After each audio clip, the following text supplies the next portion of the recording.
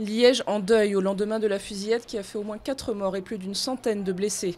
Le corps d'une femme a été découvert au domicile du tireur, la femme de ménage de sa voisine, selon des médias belges. Pour l'heure, les motivations de cet homme de 33 ans restent inconnues. Déjà condamné à de multiples reprises, il s'est tué d'une balle dans la tête, selon les autorités.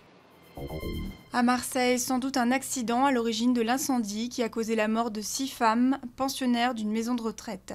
Le feu a pris dans la nuit de mardi à mercredi aux anémones, blessant 13 personnes, dont 3 grièvement.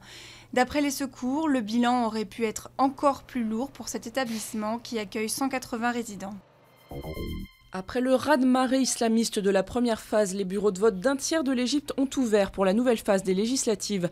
Avec 65% des suffrages dans la première phase du scrutin, les formations islamistes espèrent consolider leur avance. Les formations laïques et les mouvements de jeunes issus de la révolte anti-Moubarak sont apparus comme les grands perdants de la première manche. François Fillon l'avait promis, l'augmentation du prix du gaz ne dépassera pas les 5%. La hausse sera donc de 4,4% à partir du 1er janvier. La validation par le Conseil d'État du gel des tarifs de GDF Suez avait créé la surprise, obligeant le gouvernement à négocier avec l'opérateur historique.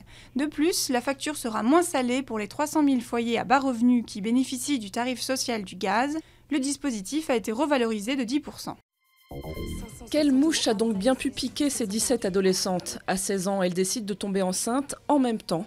Un serment qui sonne comme un défi au monde adulte et à la société.